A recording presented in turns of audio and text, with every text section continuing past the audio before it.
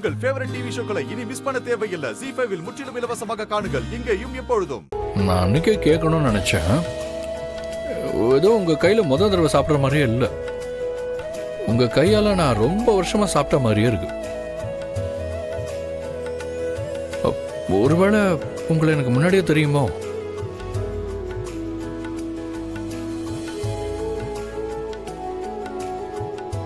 இல்லை, ஏன் கேட்குறேன்னா, எங்கள் அம்மா ரொம்ப பெரிய ஆள், பிஸ்னஸ் அது இதுன்னு எப்பவும் பிஸியாக தான் இருப்பாங்க. ஆனால் நான் எவ்வளோ பிஸியாக இருந்தாலும் நான் சாப்பிட்றது மட்டும் அவங்க சமைச்சதாக தான் இருக்கும். அதனால அந்த டேஸ்ட்டு எப்பவும் என் மைண்டில் அப்படியே இருக்கும். எங்கள் அம்மா சமையலுக்கு அப்புறம் உங்கள் சமையல் தான் எனக்கு அந்த ஃபீலிங்கை கொடுக்குது. சமைக்கும் போது மனசுக்கு பிடிச்சி சமைச்சா நமக்கு பிடிச்சவங்களுக்கு ரொம்ப பிடிக்கும்னு என் ஹஸ்பண்ட் சொல்லுவாரு. அதான் நான் எப்ப சமைச்சாலும் அவருக்கு சமைக்கிற மாதிரியே சமைப்பேன். அதனால தானோ என்னவோ எல்லாம் இவ்வளோ டேஸ்டா இருக்கு. ஹஸ்பண்ட் சொன்னப்பறம் தான் ஞாபகம் வருது, உங்க ஹஸ்பண்டுக்கும் உங்களுக்கும் ஏதோ ப்ராப்ளம்னு சொன்னாங்க. என்னாச்சு? வந்துட்டாரா இல்லையா?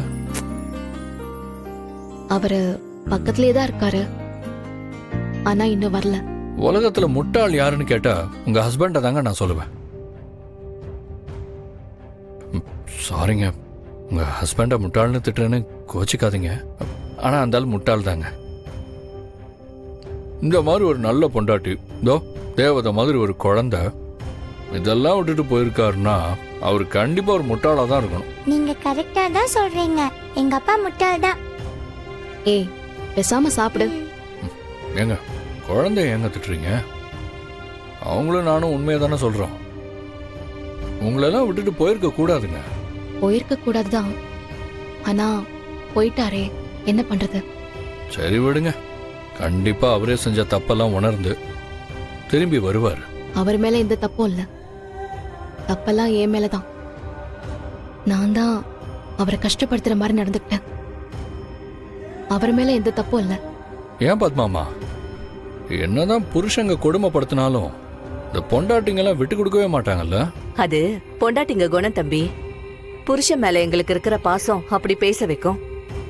ஆனா இவங்களுக்கு இவங்க புருஷன் மேல கொஞ்சம் ஓவரா பாசம் இருக்கும் போலயே. ஆமாங்க, என் உலகமே அவர்தான்.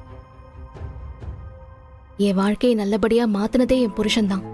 எனக்கு கிடைச்ச பொக்கிஷம் அவரு. அவரை நான் தொலைச்சிருக்க கூடாது.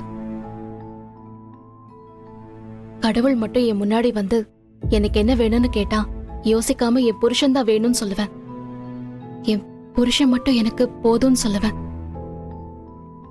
அந்த அளவுக்கு எனக்கு அவரை பிடிக்கும். அப்படின்னு அவர் கண்டிப்பா முட்டாள் தாங்க. இப்படி ஒரு பொண்டாட்டியை விட்டுட்டு போலாமா? ஏன் தம்பி, உங்களுக்கு இந்த மாதிரி பொண்டாட்டி கிடைச்சா விட்டுட்டு போக மாட்டீங்கல்ல? பத்மாமா, நான் ஒன்னும் முட்டாள் இல்லை.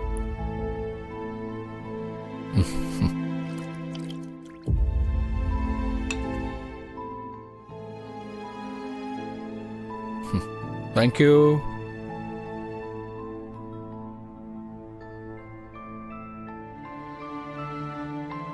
ZEE5 ஆப்பை டவுன்லோட் செய்து அனைத்து எபிசோடுகளையும் இலவசமாக பாருங்க.